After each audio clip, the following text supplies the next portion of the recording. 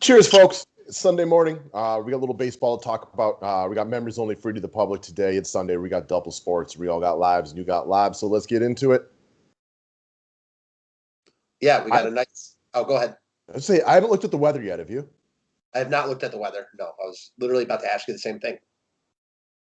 All right, well, let's double check that before we get into it. We got a couple of stud pitchers going today. We got your boy Bieber. We got, perennial DFS MVP Garrett Cole. And actually, it's not that difficult to get to both of them. No, it is not. So I don't think that'll be unpopular. It's a quiet Sunday. We got no rain issues. Beautiful. I love that. Yes, sir. Me too. All right, so talking about pitching, we got Garrett Cole at 10-4. We got Bieber at 1,000 or 10,000. I don't know, these guys are so matchup proof. They're both in good, spots because they're in good spots every time they come on the mound. I don't really have a favorite. If I only make one lineup today, it's pretty simple. I'm going to play Cole and Bieber, and I'm probably going to stack my Brewers, who are dirt cheap, against Chad Kuhl, who's got 138 walks in 3 starts. Yeah, I assume that will probably be the popular way to go. Yes. If I had to choose, mine would be Cole here. I just like the Yankees. Interesting. I don't know you've ever chosen anybody over Bieber, and I guess Cole would be the top guy to do that, but any reason how come? Yeah, the Indians lost an awful game yesterday. Had the game 1-2 outs, bottom of the ninth. Naylor let a ball go through his legs, and they end up tying the game. Indians lose it in 10 innings. I could see that having a really negative effect on the Indians today. Not that Bieber won't pitch well, but I'm just not sure how much I want to do with Cleveland at all today. On the flip side of that, this is a great spot for Bieber because he's the ace. He's the shutdown guy after a bad loss like that. Not going to be surprised if he comes out and pitches amazing. I'm not sure what it is. I just don't have a great feeling on Bieber. I agree with you, though. There isn't anyone after that you're dying to roster. Not that no one else is in play, but there's no one after that you're excited about rostering, at least for me. Okay, well, my boy Fastball Freddie down there is taking the next step so far this year, and I think he could be good this year, but I just can't pay less than $1,000 left for him than either Cole or Bieber. We talked about this the other day with stud pitchers. I think there's a really good opportunity for Peralta to score 25-plus again today, but I'm not going to there's a small discount over Bieber or Cole. That's not for me. Yeah, I would definitely use Nola over Peralta personally. At 700 less. Not today, guys. I'm a big Fastball Freddie fan. He's really taking the next step from learning to pitch. I can't do it today. I cannot rationalize going to my guy below Garrett Cole and Shane Bieber, who are just like DFS royalty. For sure. I mean, again, I think Nola is wildly in play, though, at 8,800. Peralta is just he's we've seen a couple guys recently on slates that have just been overpriced relatively. I think Peralta's that guy today. He's too expensive at 9,500. Yeah, Nola, especially compared to these two, right? Yeah, I mean, Nola also, there's no reason he should be more expensive than Nola, facing a righty-heavy St. Louis lineup. The more I think about it, the more I like Nola here. Kind of reminds me of Greinke yesterday, who ended up being the highest-scoring pitcher on the slate.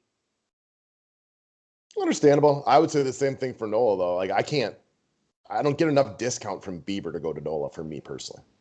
I think Nola is I think he's too cheap at 8,800. I think the discount is real, and I think he's a strong look personally. Any thoughts on Strasbourg, who was god-awful last time out, who's actually appears to be decent ownership love today? Yeah, I mean, not really. I don't have a strong feel either way, so probably just avoid it and hope that he's okay and Arizona bats don't go off. I'm on board with that. More likely to go to a Pablo Lopez. I mean, 62. Yes.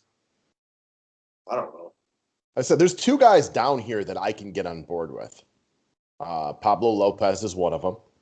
He had a rough go of it last time against Atlanta. No shame in that game. Atlanta's awesome, right? There are decent pitchers who are going to have bad games against the Atlanta Braves.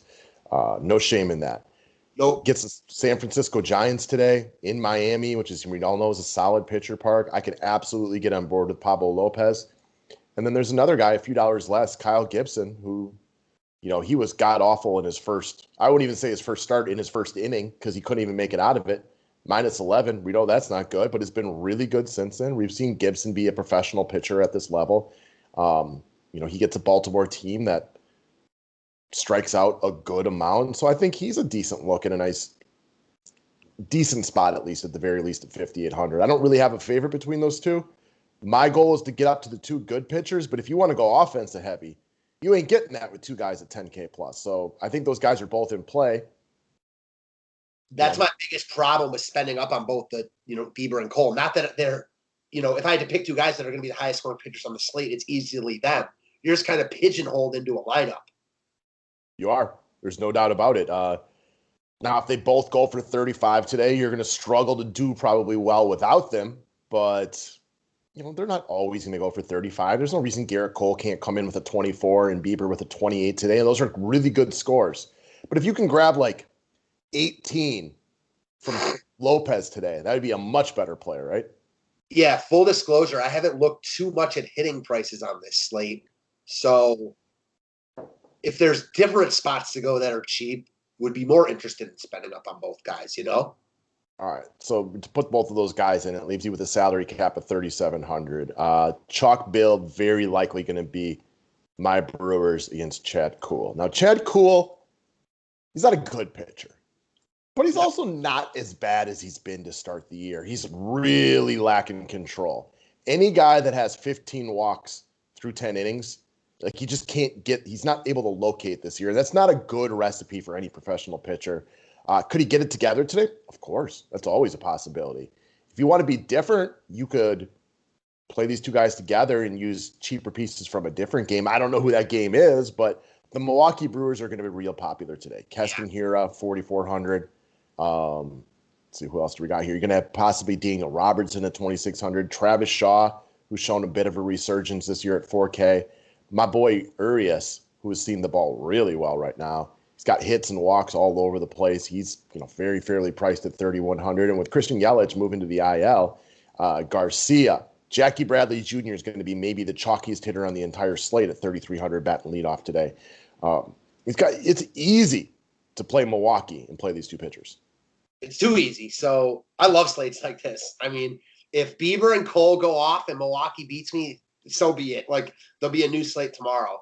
Milwaukee is not very good, though. Like, I get why they're getting so much love. They're obviously the most optimal plays. They're way too cheap, and you can fit Bieber and Cole. There isn't really a third SP option on the level of Bieber or Cole. We've also seen a couple slates already this year where, like, the stud pitching has taken, everything down. Man, it is going to be real popular, and I get it. Really popular. Yeah, I think they'll definitely be the most popular stack on the slate. Yeah, I mean, this is a chalk build right here, guys. If you're playing cash games today, you start your lineups with Bieber and Cole, in my opinion. You load up on Milwaukee, and it's not even difficult to make a lineup. And Bieber and Cole are arguably the best two DFS pitchers we have, right? Yeah, for sure. Go ahead. I'll say my piece after. I mean, like, if DeGrom was on the slate, that might be something different. But these two guys are so amazing. You're very likely getting 55 plus, if not 65 plus from your pitchers. And there's a real opportunity risk if you go down to my boy Peralta, if you go down to Nola or Strasbourg, or you can play one of those cheap pitchers. But if you want to be different, I mean, there's a good chance that, the pitchers are good, but Milwaukee scores 4 runs today on a couple of walks and sac flies. It's nothing special. But if you can get 20 out of some other pitcher and then get up to better offense, it's a nice way to be different. Like we saw yesterday during the day slate, I don't know if you played it, but like, I did a little. I stacked the Cubs and was like looking amazing. So like a bunch of offenses went out. So like bats win a lot of slates like this. Like you're saying, this is definitely the optimal build. And I mean, I think a lot of people will play it in tournaments. I don't think you're crazy to play it in tournaments because these pitchers are so good. I do find it really interesting though. Like Milwaukee is getting a lot of love because they're facing a mediocre to not great pitcher, and they're really cheap is the main reason. You have team White Sox and the Red Sox who are in not great matchups, but they're not facing like Bieber or Cole, and they're not getting any love because they're expensive. It's like I love slates like this. Sure, because all you have to do is find a way to be different. And I told you, like you guys earlier this year, a big goal of me for baseball this year is to either take a slate and decide am I cash or am I GPP on the day. Don't mix and match both of them. Well, I'm also probably going to watch the Brewer game today. It's more enjoyable for me to play. I think it's a good build. I don't think it's the greatest thing we've ever seen since sliced bread, but it's a good build. I'm going to watch the Brewer game. It's going to be a nice one for me to take a look at. I'll roll cash on the day and go this way. However, if I was focusing on GPPs for the day, I'd probably try to mix in a smaller SP, and I'd build with different offenses. I mean, it's just like you can use that in tournaments, but it's like, why? Just like cash games, you know what I mean? Yeah, and then you're going to find yourself trying to get real funky with your other picks. You're going to play hitters you're not that really into. I'll take a hard line today, and I'll play cash game heavy.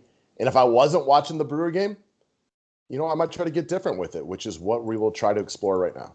Because the other thing about not having really pitchers that we want to use, there's a lot of good offenses on this slate. Absolutely. So let's kind of run through these games really quick and talk about the offenses. First game is St. Louis against Philadelphia. We got Aaron Nola taking on John Gant. Now, Nola has not been amazing to start the year, but I'm going to go on a limb here and say neither of us have any desire to try to pick on him. Definitely not. Agreed. John Gant is another one of these guys. He's very blah. He's got decent days. He's got bad days. If you want to get to Philly, I understand it. We're probably not getting any Bryce Harper today. I don't like Philly enough to plant my flag right here. I don't know if you personally have any interest in them. I very much agree with you. Like, I don't think they're like the worst play in the world, but I don't like them enough to plant my flag here by any means. Okay, agreed. Next up, we got Arizona, Washington. And if you go anywhere here, I know Strasbourg was god-awful last start. I mean, just terrible. And he missed all of last year with the exception of 5 innings. So we don't really know who he is. He's 32, 33 years old right now. He's getting up there. He was also really good in his first start.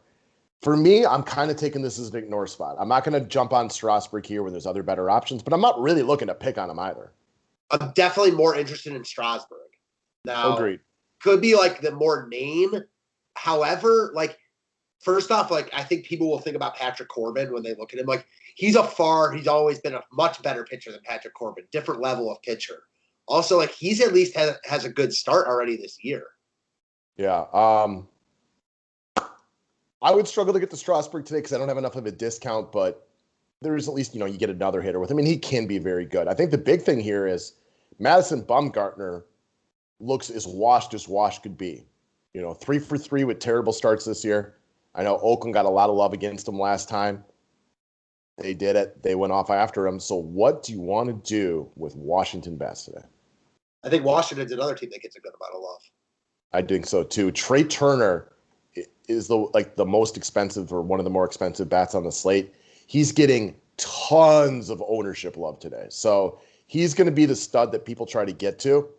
And I like Trey Turner today, but whenever there's a 5,700 hitter that's going to be like damn near 50% owned, in GPPs, I'm all about not going there. Wow, with such expensive pitching, that seems hard to take.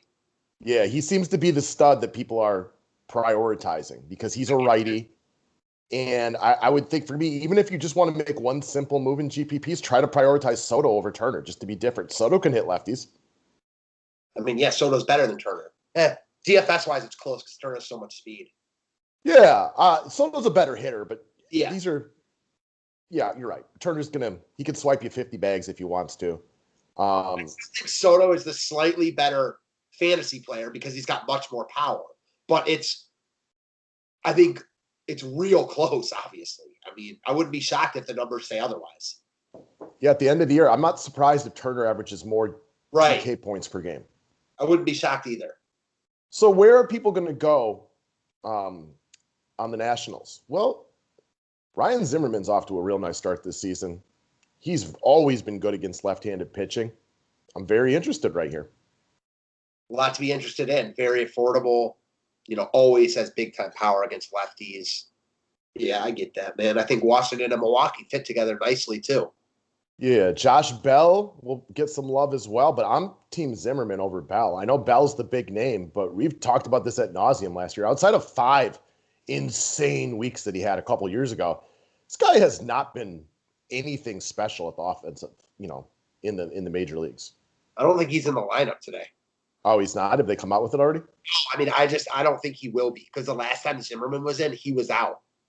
Okay, well, fair enough. I would rather have Zimmerman over him anyway, so. I have a strong feeling Zimmerman will be in today. Yeah, Zimmerman's always been a good hitter against lefties. He's looked good to start the season. He makes a lot of sense.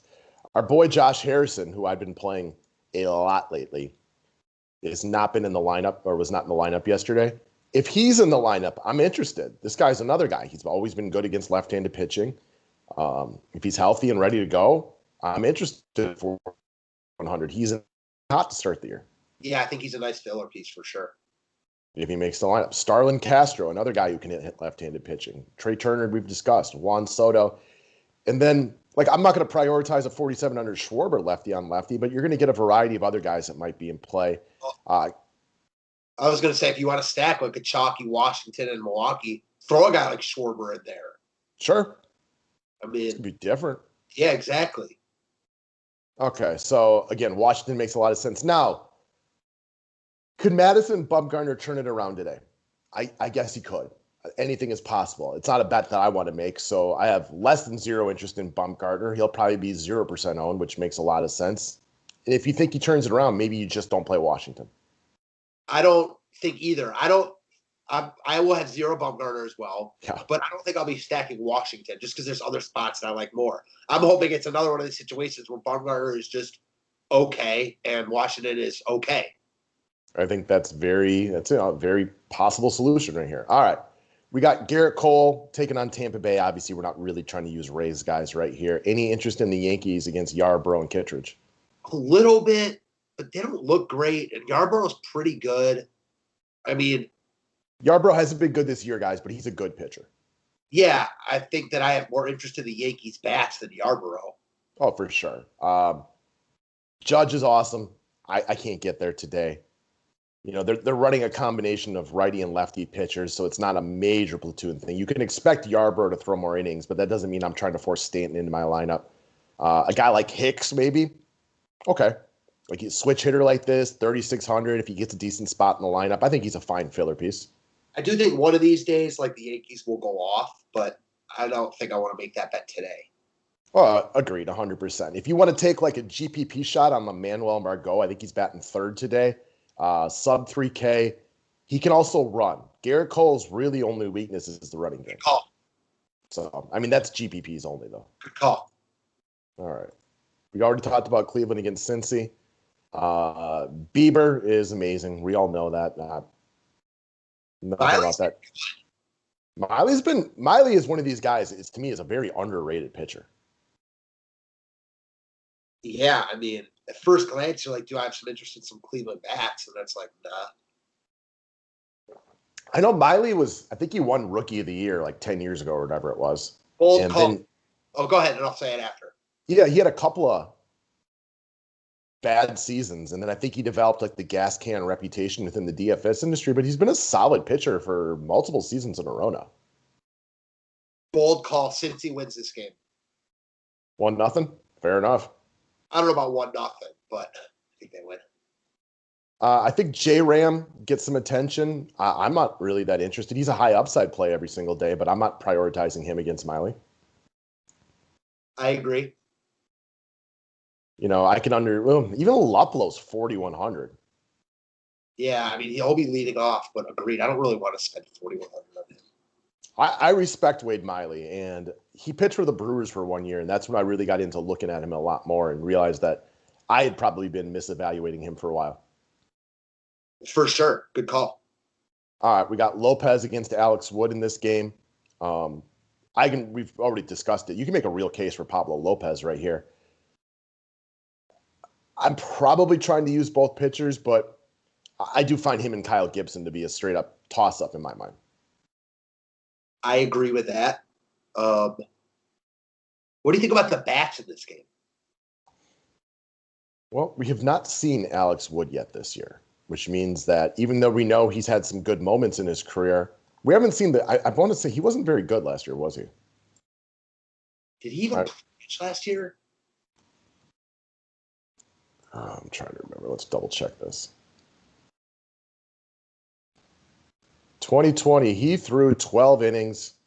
They did not go well, but it was only 12 innings. The year before that, he threw 35 innings, and they did not go well. So this is a guy who's a good pitcher, from 2016 to 2018, but we're years removed from seeing that. This is his first start in the year. Let's take a look at these Miami prices, because I'm probably not trying to get to San Fran.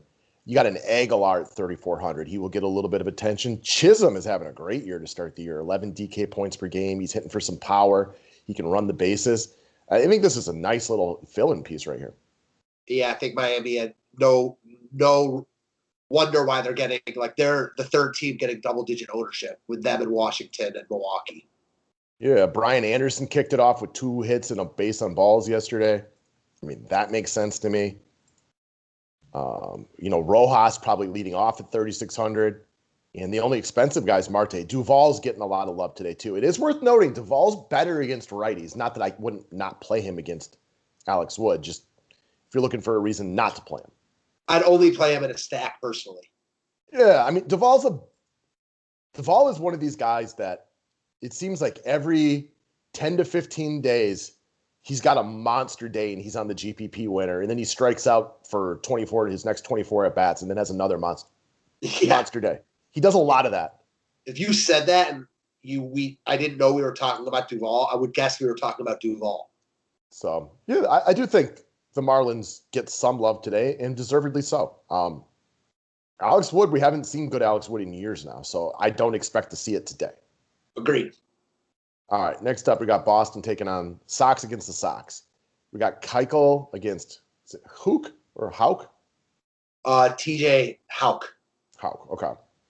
Dallas Keuchel's a nice pitcher. He's not had a good start to the year, though. No, I have interest in Boston here. Because nobody's going there? Nobody's going there. They're really good. Keuchel has not looked great. They're best players, and they've got some guys that hit lefties really well. I mean, JD Martinez, obviously. Kike Hernandez leading off. 5 hits yesterday, I believe. Renfroe. I think this lineup's sneaky. 4 hits, excuse me. Still pretty good, though. Yeah. So, I think this is a very much under-owned stack. Keuchel has not been great.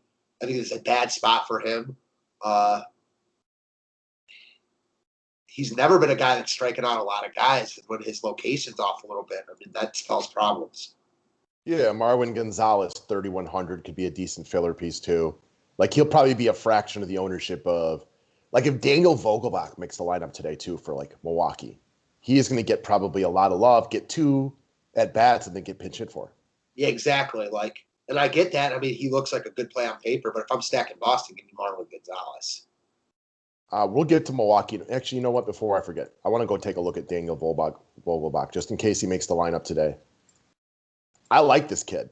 He's got big power, but he has not received – he's got 2 games with more than 2 at-bats. There's a lot of these times when he gets in there against a righty, he gets pinch hit for later in the game, so I think that's a trap. Yeah, definitely a trap for me. I mean, not saying he couldn't homer, but – how about Kristin Arroyo at 2,900, batting over 300 this year? Yeah, hitting at the bottom of the lineup. I like this whole lineup. They got some cheap pieces too. So, I could definitely see myself planting my flag on them today because you got to plant your flag somewhere. I also think the Chicago side's a little interesting. Yeah. Tanner has been solid to start the year. Take that for what it's worth. He had a decent start against Baltimore. It's funny. It's like the opposite of Keuchel. I think Hauk has real good stuff right now, and he's just not there yet as a pitcher. Keuchel is an ultimate pitcher, but his stuff isn't that great right now. Yeah, I can see using the White Sox. I can't imagine I would actually plant my flag there. Fair enough. Would you play Boston or Chicago? Who do you like more? I'd probably play Boston. Okay. They're such a potent lineup. And not that Anderson and Moncada and Abreu aren't. I don't know. I don't think they get a bunch of love. And they do have some cheaper pieces. I could definitely see a Marwin Gonzalez, Kristin Arroyo stack worked in with a Brewers and those 2 pitchers is guys that just really aren't going to be that high owned. I mean, that's a place you could be different. If you want to be chalky in a build but get a little different with it, those guys will be a little different. Amen. All right. We've already kind of talked about the Brewers. They're going to be high owned today. It makes a lot of sense. If you're playing cash games, give them a real look. I have no interest in Pittsburgh. I have a lot of respect for the Peralta's game now that he's added a slider in the offseason, and they're not very good. No thanks, I'm Pitt. All right. Kansas City against Toronto. We got Robbie Ray against Singer. For me, this game is a real neutral game. And what I mean by that is I'm not interested in the pitchers, but I'm not really interested in the offenses a ton either. I'm more interested in the offenses than the pitchers. I mean, Singer's one of these guys, like he's got good stuff, but when he's off, he gets hit hard. Texas. You could talk me into Vlad for sure. Definitely. I think Toronto won't get any love. Like, they're another one of these teams. Similar to Boston. I prefer Boston, but they're expensive and they won't get a lot of love. Makes sense. Vlad's, we liked Vlad a lot coming into the season, the weight loss and everything like that. He looks good. Yeah, he looks like he's taking that next step. Now it's early. It's possible, things go worse, but I do think this is his breakout year, and he's playing that way so far. It's funny. It seems like he was such like a hot commodity when he first came up. Like, people wanted him to be so good right away. It's almost like he'll never be that popular again. I don't know. I've played him a ton this year, and he's been on my good side because, I don't know, he's riddled with double-digit performances. So yeah, he's been awesome. I played him in the day slate yesterday in this first game, despite the fact it was only a 7-inning one. And he homered. So he's real good. And Vlad's the kind of guy I could one-off Vlad as a low-owned guy. It's like your one spot being different and be okay with it. 100%. I like Bichette too, but I just can't get to 5,900. I will say this, though. Bichette will be a fraction of the ownership of Trey Turner. So if you want to go with a one-spot difference in a lineup, if you go with Bo Bichette over Trey Turner might be 40 times as owned as Bo Bichette. Yeah, give me Bo Bichette in that case all day. Yeah, that's just an ownership play. It makes a lot of sense. It's something you have to do? No, of course not, but... Great all the way around. Soler looks awful to start the year, but we know he's got big pop. So, I mean, he's the one-off at 3,400 who's got big power. For sure. I like the Blue Jays side more than the Royals. I agree. All right, Baltimore against Texas. We got John Means, who I massively respect, and I really like what he's doing this year. I've been very impressed by him. I'm not trying to throw him out here because he's 8K, and he's not a big strikeout guy. But Texas stinks. I have no interest in their bats here. I'd use him over Texas bats. I think he's like I wish he were cheaper, but I don't think he's crazy in tournaments. Yeah, if he was like 6,800 today, I would be on here making a real case for him. It's just hard for me, if I'm going to play a guy from this game. Gibson owns all the same upside, maybe even a little bit more. Well, probably not more upside, but he's $2,200 cheaper. And he had a terrible first inning, but he's been real good since then. We know who Kyle Gibson is. He's slightly above average pitcher. He's bounced around a little bit. He's had 2 good starts in a row against a team that strikes out a lot. I didn't realize how good he was against Tampa. Wow. Yeah, he's been very good the last 2 games. And we've seen Gibson go on extended runs where he looked like, I don't know, not an ace, but a guy who might make a case for being his team's all-star. For sure. Good way to put it. Could he get hit today? Yeah, he absolutely could get hit today. It's just I would probably play him over Baltimore bats personally. I like the price. I've been on Baltimore bats a bunch recently. They've been okay. Yeah, I was looking at them this morning. They've been the definition of okay. For sure. Definitely more likely to get to Gibson than the Baltimore bats. I don't feel as good about it as you do, though. Yeah, it's not, and that's why it's so hard to get away from those top 2 pitchers, right? There's nobody that gives you the true warm and fuzzies, but gives you the cap space. No, there's no Montes at 7,300 against the Tigers. Yeah, there's nothing like that today. Could Kyle Gibson get you 25 today? Easily. Could Kyle Gibson get blown up today? Easily, right? There's definitely 2 sides of that equation. So you're risking it. And if he goes out and gives you 24 points and Bieber gives you 30, Gibson is the better play because it allows you to get a lot better offense. But assuming that the cheap offenses don't go off. That's the other baseball. But yeah, your point's well taken. If I told you right now that Kyle Gibson was going to go out and give you 24 points and Bieber was going to give you 30, you'd play Gibson in all your lineups. Oh, hell yeah. So, I agree. So, just a kind of quick recap, since I think we actually sped through this today for the most part. Cole and Bieber are both studs. You slightly prefer Cole. I'm completely neutral on it. I like them both. There's other guys up here. I like Peralta a little bit. You like Nola. It's difficult without a major cap savings to get there, but they'll both be a lot lower owned. For sure.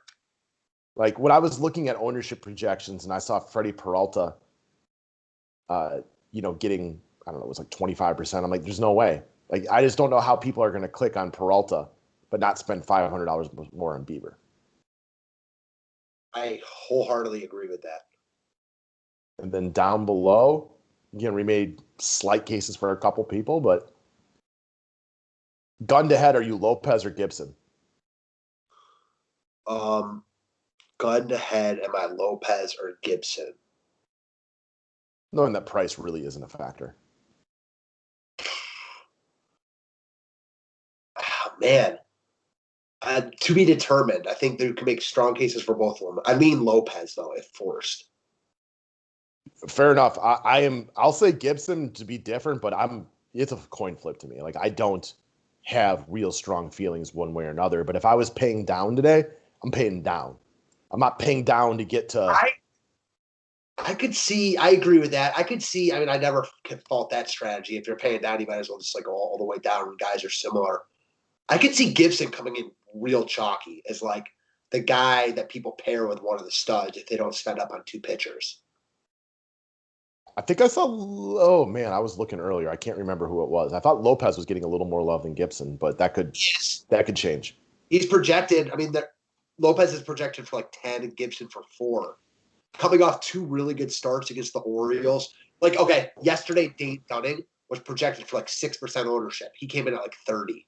Yeah, so things can definitely change. I do think these top 2 pitchers eat a ton of ownership, so anybody below that is just different by being different. And like, if you're looking at Gibson and Lopez and one's 10 and one's 5, I don't care. Just I'm going to play who I like. I agree. My second bold call of the day is that Gibson ends up as the 3rd highest owned pitcher on the slate. Fair enough. I can't argue that point. So as far as offenses go, again, Washington against Bumgarner makes sense. I can see why you'd get there. I'll sprinkle in a little bit of them depending on who's in the starting lineup in my lineup probably. We're kind of neutral on a bunch of these other games. We do have a little interest in Miami. Sounds like they're going to be like about the 3rd most popular stack. Yeah, which I think I like I do like Miami more than I like Milwaukee and Washington, ownership considered. Yeah, they'll be popular, but not like crazy popular. You like the Sox game for offense? We kind of talk through that a little bit. Makes sense. Milwaukee, Uber chalk. Vlad one-off in this game, but mostly more neutral type of things. And then maybe Kyle Gibson, but not a ton of interest in the last game. No. The places that I think I'm most likely to go right now for offense are Boston and Toronto. Yeah. Biggio's day-to-day, but like the Bichette-Vlad combination, these guys are, at the end of the year, they might be right up there like with Soto Turner is like high DK stacks as far as like points per game. Vlad and Bichette? Yep. Only problem is they don't run. Bichette runs. Yeah, he runs a little bit, but not like Turner. Yeah, Vlad might have 40 home runs though, so throw him in there. And Bichette has power, so I mean, I could see Bichette being like a top 10 DK points per game type of feller. Okay. I like this kid. He's awesome. So, top 10's a bold call. It probably won't come to fruition. I think Vlad and Bichette at the end of the year, maybe not quite Soto Turner, but will be right up there. Okay. Do you think they'll be averaging more than like Goldschmidt and Arenado? Probably. Okay. Because neither of those guys run at all. Remember when Goldie used to run? No, bro. I can't remember 10 years ago. Yeah. Seems like forever ago, huh? No, I do remember. Like, he was like top 5 fantasy pick every single year because he was good for like 40 bombs and 25 steals. Now he's good for 25 home runs and no steals. Yeah, exactly. He seems like he's fallen off. But the guy who I'm thinking about when I'm thinking about falling off, and then we can wrap it up, is Charlie Blackmon. Yeah. I mean, how old is he? He's got to be, 33, 34? When we first started working together, he was like the lock of all locks at home against a righty. Yeah, unless it was Jacob deGrom or Max Scherzer, you just played him. Yeah, he's 34 years old. I don't know. He batted 303 last year. I struggle to see him being very good this year, but He was maybe he'll awesome. surprise us. But yeah, you go back a few years, MVP top 5, all-star, all-star, all-star. And he used to run too. Remember, like 5 years ago, 43 steals, then 17, 14, 12. The guy's got 4 stolen bases since 2018. Yeah, it's pretty sad. Talk about not being able to run. So, all right, guys, that does it for today. Thank you. Thanks, guys.